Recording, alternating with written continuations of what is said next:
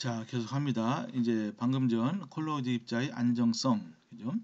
안정성이 왜 확보되고, 그럼 이것을 불안정하게 해서 침전을 시키기 위해서는 어떻게 해야 되는지를 간단하게 이론적으로 설명을 드렸습니다. 자, 그래서 이제 우리가 콜로이드 입자의 그 사이즈를 증가시키는 게 중요해요. 이제 크리스탈 그로스라고 하는데, 크리스탈이 되는 과정은 두 가지로 나눌 수가 있습니다. 먼저 이 뉴클리에이션이 먼저 일어나고, 그 다음에 파티클 그로스 입자가 이제 성장을 하게 됩니다. 뉴클리에이션은 한마디로 말해서 이제 입자의 씨를 뿌리는 겁니다. 그죠? 씨를 뿌려요. 근데 이제 이 씨를 뿌린 다음에 그 씨를 중심으로 해서 입자가 커지게 되는 것이거든요. 잘 보시면은 입자 가능한 한 침전을 이루기 위해서는 입자 하나하나의 사이즈가 커야 되겠죠. 그죠? 그러니까 전체적인 그 양은 일정하다고 치면은 뉴클리시언이 너무 많이 일어나면요, 군데군데, 그러면은 전체적으로 입자의 사이즈가 커질 수가 없죠. 그죠? 그래서 이제 이 뉴클리에이션 이것을 우리가 이제 어떻게 합니까? 가능한 한 이 천천히 일어나게 하고, 오히려 그 비록 개수는 적지만은 적은 그 C를 중심으로 해서 입자가 커지도록 하는 것이 이제 중요하게 이제 됩니다. 잘 보십시오. 그래서 이제 그런 용액이 어떤 용액에 따라서 이 두 과정이 이제 다르게 되죠. 만약에 여기 슈퍼 세츄레이티드 솔루션이라고 여기 나와 있습니다. 그러니까 과포화 용액의 경우에는 뭐가 일어납니까? 이 뉴클리에이션이 굉장히 빠르게 일어나게 됩니다. 그죠? 이게 무슨 얘기냐? 과포화 용액이 뭐죠? 여러분들 이런 물에 어떤 물질을 녹이는데 어떤 포화 용해도가 있죠. 그래서 용해도보다 더 이제 물질을 녹일 수가 없잖아요. 근데 이게 가끔씩 가능합니다. 그래서 이론적인 값보다도 더 많은 물질을 녹일 수 있어요. 이제 그럴 때 그런 용액을 슈퍼 세츄레이션 됐다 이렇게 얘기를 합니다. 그것은 굉장히 불안정하죠. 그죠? 왜냐하면 그것은 이제 연력학적으로 이것은 불안정한 상태에 있기 때문에 이제 그래요. 이제 그래서 이제 거기에 조금만 자극만 이제 주죠. 예를 들어서 그걸 이제 외부에서 흔든다거나 아니면 외부에서 어떤 이제 입자 작은 알갱이를 이제 집어넣으면은 그 용액이 금방 이제 이 불안정해서 어, 어떤 시드가 형성이 되는 겁니다. 그죠? 이제 그런 경우는 어떻습니까? 타이니 파티클이 또는 콜로이드가 형성이 돼요. 그러니까 뉴클리에이션이 굉장히 많이 된다는 겁니다. 이런 상태에서는 우리가 입자를 크게 키우기가 좋지 않아요. 그래서 이런 경우는 슈퍼 세츄레이션 되는 것은 우리가 피해야 됩니다. 그죠? 여기 침전이라는 관점에서 지금 보는 겁니다. 그래서 이게 이제 세츄레이션이 되지 않은 상태에서 뉴클리에이션을 우리가 천천히 이렇게 어, 일어나게 할 수가 있어요. 그럴 때는 큰 입자가 형성이 되게 됩니다. 자, 요 1, 2, 3 여기 있잖아요. 우리가 어떻게 그러면은 입자를 불안정하게 해서 침전을 만드느냐? 제가 이제 전 슬라이드에서 동영상에서 자세히 설명드렸습니다. 온도를 올린다, 그죠? 또는 여기 어떠한 프레시피턴트, 그죠? 뭐 솔트 같은 것도 좋습니다. 아니면은 아예 그냥 침전제를 집어넣을 수가 있어요. 어떻게 하면 그때는 막 격렬하게 혼합하면서 집어넣는 게 좋아요. 천천히 집어넣습니다. 천천히 집어넣어야지 침전제를 이게 입자가 커집니다. 이 침전제를 빨리 집어넣으면 말이죠. 뉴클레이션은 많이 되지만은 이 입자 사이즈가 커질 수가 없어요. 그죠? 그리고 이제 침전제의 농도를 우리가 옅게 해야 되죠. 아니면은 오닐라이트 그죠? 분석하고자 침전시키고자 하는 그런 물질을 우리가 이제 농도를 옅게 하면 어때요? 음? 이제 훨씬 좋죠. 그죠? 그러면 입자가 사이즈가 커질 수가 있습니다. 그래서 농도를 낮춰야 되는데 가장 간단한 것이 여기다가 이제 물을 부어서 용매를 이제 더 집어넣어서 농도를 낮추면 됩니다. 그죠? 이런 방법을 쓰게 돼요. 그래서 침전도 이제 호모지니어스 침전이 있어요. 이거는 같은 상에서 이게 침전제와 그리고 이제 침전되는 물질, 그죠? 그것이 같은 상에 있는 거. 이제 여기는 이제 주로 액체상에서 우리가 이런 일을 하니까 전부 다 액상이 되겠죠. 이제 그럴 때 homogeneous precipitation 균일 침전이다 이렇게 얘기합니다. 예를 들어서 잘 보십시오. 우리가 철을 철 3가 이온을 우리가 침전시키기 위해서는 요 물질이 필요합니다. 폴메이트라는 요 물질이 필요해요. 근데 폴메이트를 어떻게 얻느냐? 폴믹 애시드에 하이드록사이드 이온을 집어넣으면 이게 얻어집니다. 근데 잘 보십시오, 여러분요. 앞에서 이제 배운 지식을 바탕으로 요거를 하이드록사이드는 어디서 돼요? 여러분 NaOH, 뭐 KOH 용액을 만들어서 여기다 부으면 될 거 아닙니까?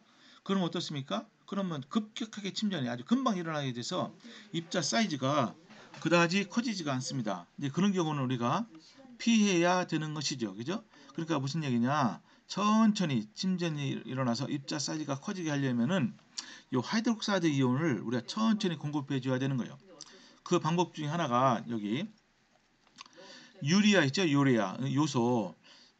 이것에 열을 가하면은 이게 천천히 분해돼서 CO2가 나고 암모늄 이온이 나오고요. 그리고 하이드록사이드 이온이 여기에서 이제 나오게 됐어요. 그죠? 이것이 이제 어떻게 하이드록사이드 이온이 생성돼서 포믹 애시드와 결합해서 포메이트가 되고 이 포메이트가 다시 철 3가 이온과 결합해서 이런 침전이 되게 되는 메커니즘이죠. 근데 이것이 분해가 급격히 되는 것이 아니고 열을 가하면 서서히 되니까 이 하이드록사이드 이온도 서서히 생성이 돼서 이 전체 과정이 천천히 일어나면서 침전의 사이즈가 커지게 됩니다. 그죠? 아주 멋있는 방법이죠. 그래서 여러 가지 이제 침전제가 있어요. 여기 보면은 프레시피턴트 이건 침전제입니다. 여기 뒤에 ANT 붙으면요 어떤 능동적인 역할을 하는 거예요. 그죠? 능동적인 역할. 그러니까 이것은 침전제입니다. 이것이 들어가면은 침전을 시키는 거예요. 그래서 침전된 물질을 뭐라고 하죠? 프레시피테이트 그렇게 부릅니다. ATE ANT 대신에 AT를 붙이면은 precipitate 이렇게 돼서 이것은 침전된 물질 이렇게 얘기를 합니다. 보세요. 하이드록사이드 또는 설파이드, 설페이트, 옥살레이트, 포스페이트, 크로메이트 또는 8하이드록시퀴놀린 이런 것들이 침전제예요. 근데 이것을 직접 살포하는 것이 아니고 이런 반응을 통해서 서서히 공급이 되도록 한다. 그러니까 여러분 이거는 그러니까 참고하시기 바랍니다. 그죠? 금방 말한 대로 유리아를 쓸 때는 하이드록사이드 이온을 공급하기 위한 목적이다. 다이오아시타마이드를 쓸 때는 설파이드를 공급하기 위한 목적이다. 물론 여기서 이제 에티투테스라는 기체가 나오지만은 이것이 이제 또 약한 산입니다. 그러니까 물속에 들어가서 해리를 해서 설파이드 이온이 공급이 되게 돼 있어요. 그죠? 또 설페이트는 설파믹 애시드를 이렇게 물과 반응시키면은 이게 나오죠. 그죠? 이런 식입니다. 그죠? 한번 이거는 여러분들이 참고하시면 될 것 같습니다. 자, 그래서 일렉트로라이트가 있을 때 요 침전은 어떻게 되느냐 이걸 한번 보도록 합니다. 이제 아까 설명드린 것과 뭐 겹치는 부분이 이제 상당히 있습니다. 먼저 일렉트로라이트라고 하는 것은 뭐죠? 이것은 전해질이죠. 전해질이 뭡니까? 이게 이제 물에 들어가서 이제 해리를 해서 양이온과 음이온을 많이 생성할 수 있는 물질을 전해질이다 이렇게 합니다. 그래서 이제 대부분 우리 실험은 전해질인 그 상태에서 실험을 많이 합니다. 예를 들어서 보십시오. AgCl이 침전이 됐어요. 예를 들어서 이 용액 중에 뭐 클로라이드 이온이 있다. 그럴 때 AgNO3를 집어넣으면은 어때요? 이건 다 해리하니까 실버 이온이 클로라이드 이온과 결합해서 AgCl이 침전이 되죠. 이게 이제 콜로이드 파티클이거든요. 요 그림에서 보시면은 여기 플러스 마이너스 이게 플러스는 실버 이온을 뜻하고 마이너스는 클로라이드 이온을 뜻합니다. 이렇게 침전이 되는 겁니다. 근데 이게 전해질 용액 상에 있으니까 요 침전 요 콜로이드 입자의 표면에 뭐가 이제 결합을 하게 되냐면요. 이게 흡착이라고 하는데요. 요 마이너스 부분에는 실버 이온이 이거는 음이온이고 이건 양이온이니까 정전기적 인력에 의해서 결합을 하죠. 또 마찬가지로 이게 플러스 즉 실버 이온이 노출된 상태에서는 클로라이드 이온이 가까이 이제 결합을 하게 됩니다. 그리고서 또 뭡니까 그 주변에는 어떻게 되어 있어요? 여기 보시면요, 이게 결합하는 게 실버 이온하고 클로라이드 이온이 동일한 양이 여기에 흡착이 되는 게 아니에요. 여러분 한번 세보십시오. 여기 은이온은 하나, 둘, 셋, 넷, 다섯, 여섯 개고 요 클로라이드 이온은 하나, 둘, 세 개죠. 그죠? 그러니까 어때요? 요 표면에 은이온이 더 많이 있어요. 그러니까 어떻습니까? 은이온이 많이 있으니까 바로 요 입자 그 바깥에는 음이온이 더 많이 분포하죠. 즉 나이트레이트 이온입니다. 이런 여기 이 경우에는 왜냐하면 일단은 0.1 몰라 나이트릭 애시드 용액을 사용했다. 이게 전해질이죠. 그러니까 이제 나이트레이트 이온이 근데 나이트레이트 이온은요 그 성격상 그죠? 이게 왜 그러냐 여기서 설명을 하면 너무 오래 걸립니다. 어쨌든 나이트레이트 이온은 여기 클로라이드 이온과는 달리 이런 입자의 표면에 달라붙지 않아요. 이거는 이제 여러분들이 입자의 이온의 성격이라고 이제 보시면 되겠습니다. 어쨌든 중요한 것은 이렇게 실버 클로라이드 이게 입자가 형성되면 그 주변에는 이렇게 실버 이온은 양이온으로 흡착되어 있고 그 바로 바깥에는 음이온이 분포하게 된다. 이것이 뭡니까? 이것을 더블 레이어다. 일렉트릭 더블 레이어 또는 일렉트리컬 더블 레이어. 그죠? 왜냐하면 여기 플러스 이온이 한 겹이 있고 그 주위에 바로 음이온이 한 커플이 있으니까 레이어가 마치 두 개가 있는 것 같은 느낌이다. 이렇게 됩니다. 어쨌든 이것이 이제 동일한 그 용액 중에서 동일한 이 침전이 이루어지면은 어떻어요? 일렉트로스타틱 리펄전이 일어나요. 그죠? 금방 제가 전 슬라이드에서 전 영상에서 말씀드렸습니다. 정전기적 반발력이 일어납니다.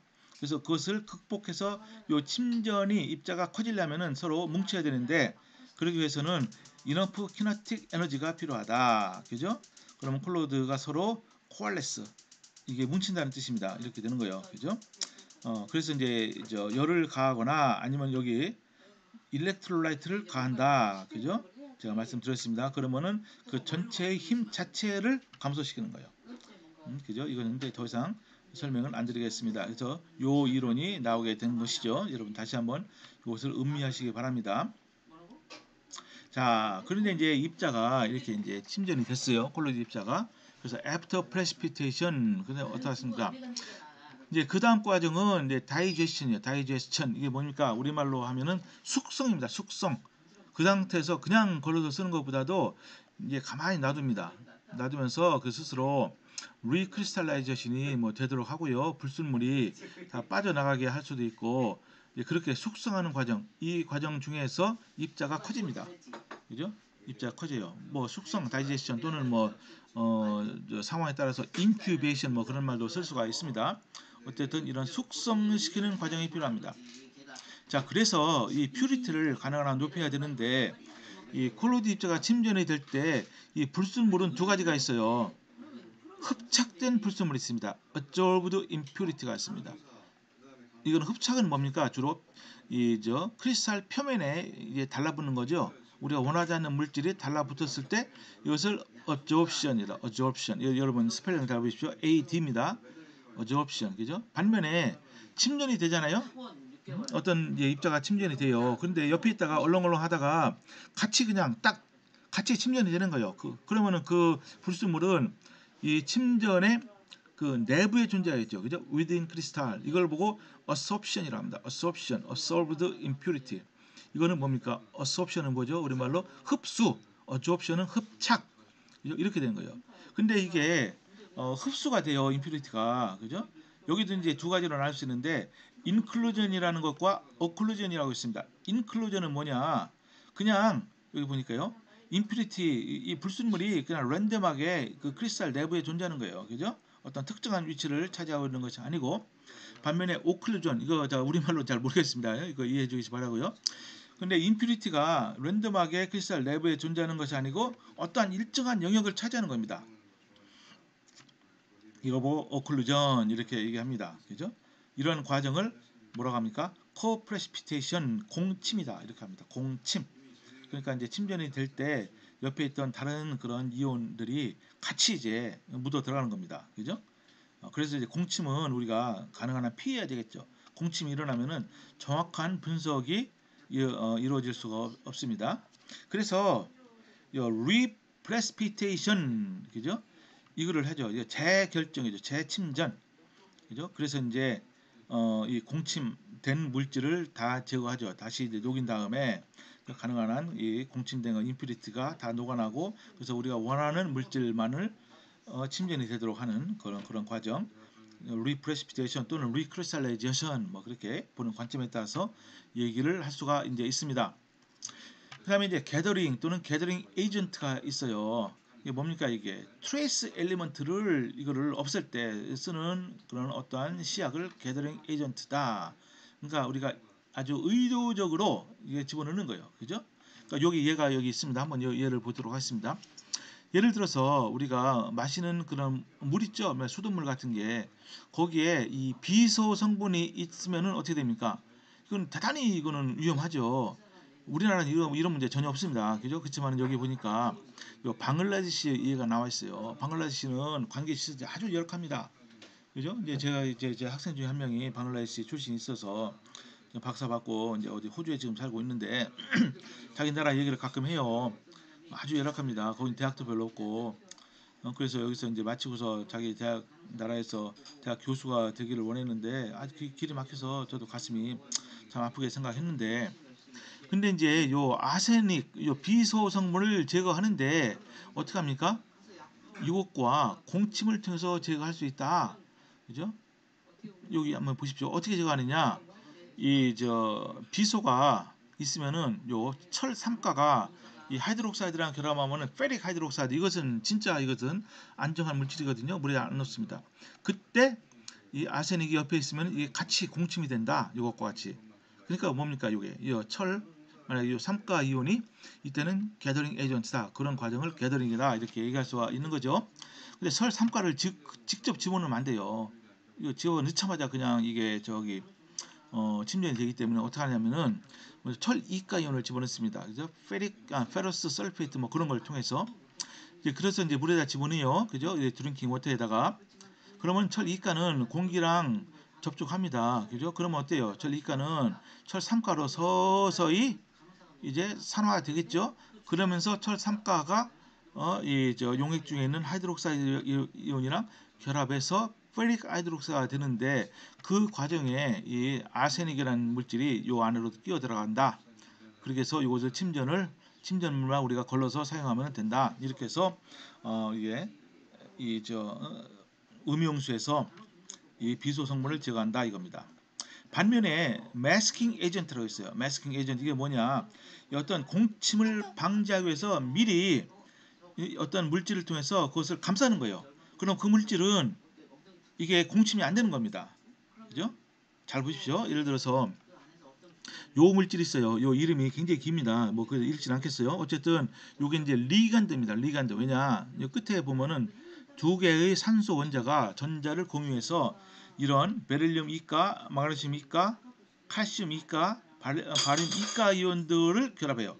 이렇게 이미 일단 이런 이온들이 요거랑 딱 결합한 상태에서는 공침이 안 일어납니다. 이것은 등치가 워낙 크기 때문에. 그죠? 자, 그래서 잘 보십시오. 여기서 이제 칼슘을 우리가 분석하고 싶다. 그러면 요거를 집어넣는 거예요. 그럼 요거 두 개랑 칼슘 이온 하나랑 결합을 하게 됩니다. 자, 그러면 어떻습니까? 요게 칼슘 요것이 이제 침전이 이루어지죠. 그죠? 잠깐만요. 제가 설명 잘못했는데 요것은 침전제고 이런 마스킹 에이전트는 어떻습니까? 예를 들어 요 칼슘을 우리가 결정하고 침전시키고 싶은데 예를 들어서 용액 중에 다른 이온들 실버 이온, 망간 이가 이온, 아연, 캐드미움, 머큐릭 이온, 철 이가 이온, 갈륨, 삼가 이온 등등이 있으면은 이것들이 같이 침전이 되니까 먼저 이걸 공침이 안 되도록 어떻게 합니까? 그때 이제 집어넣는 물질을 마스킹 에이전트인데 이때 많이 쓰는 것이 이 사이아나이드 이온입니다. 포타슘 사이아나이드 우리말로 하면 청산이죠, 청산. 청산 가리, 청산 칼륨. 이제 요것이 있으면은 예를 들어서 망간 이가 이온이 용액 중에 많이 있다 그럴 때는 어때요? 이게 먼저 6개의 사이아나이드 이온과 결합해서 이런 상태로 돼서 이런 상태에서는 칼슘 이온과 같이 공침이 안 돼요. 그죠? 그러니까 어때요? 칼슘 이온이 요 물질에 의해서만 이런 침전이 되고 이것만 걸러서 쓰면 됩니다. 그죠? 망간 이가 이온은 여전히 용액 중에 이렇게 이온으로 존재한다. 이제 이것이 되겠습니다. 자, 그다음에 이제 포스트 프레시피테이션 이게 뭡니까? 일단 이 침전이 형성이 됐어요. 아주 순수한 상태에서. 그죠? 근데 이 상태에서 우리가 빨리 처리를 해야 되는데 그렇지 못하면은 가만 놔두면요. 순수한 그 상태의 침전에 계속 뭐가 임퓨리티가 달라붙는 겁니다. 이걸 보고 포스트 하면은 나중이나 뜻이죠. 그죠? 애프터, 레이터. 그런 상태에서 그걸 포스트 프레시피테이션 이렇게 얘기합니다. 그러니까 여기 보면 칼슘 옥살레이트 표면에 이렇게 마그네슘 옥살레이트가 달라붙는 거 이런 건 피해야 되겠습니다. 그리고 마지막으로 이 펩타이제이션이라고 있어요. 우리말로 하면 뭐죠? 펩타이제이션 뭐가 이제 풀어지는 겁니다. 그죠? 그래서 이게 우리가 침전물 프레시피테이트를 잘 이제 우리가 씻죠. 그럴 때는 뭘로 씻습니까? 어떤 일렉트로라이트로 이렇게 씻어요. 그죠? 일렉트로라이트를 이제 씻습니다. 그러면은 이제 표면에 중화가 일어나서 어떻습니까? 중화가 일어난다. 근데 이제 만약에 이제 물로다가 씻는 경우에는 워싱 위드 워터 그러면 어때요? 차지드 파티클이 이제 서로 이제 막 반발력이 돼가지고서 이 프로덕트에서 이게 이제 떨어져 나옵니다. 그죠? 그러니까 이제 이것이 이제 결합이 끊어져서 이제 침전됐던 것이 다시 풀어지는 거예요. 이런 현상을 펩타이제이션이다 이렇게 얘기합니다. 그죠? 그래서 이제 그런 걸 방지하기 위해서 물론 물로 씻어도 상관없을 때가 많이 있어요. 사실은 그죠? 보면 이제 물로 씻는데 가난한 이제 얼음물 차갑게 해서 씻으라 이거죠. 왜냐하면 온도가 낮아야지 녹아나는 게 용해도가 낮으니까. 그죠? 근데 어쨌든 이런 펩타이제이션을 방지하기 위해서는 일렉트로라이트로 씻는 게 중요하다. 그죠? 이런 거. 뭐 질산이나 염산 뭐 이런 것들 그죠? 아모늄 나이트레이트, 아모늄 클로라이드 같은 용액으로 씻는 게 좋다. 그러면 펩타이제이션이 이제 가능한 한 방지가 돼서 손실을 막는다 이겁니다. 자, 여기서 잠시 멈추도록 하겠습니다.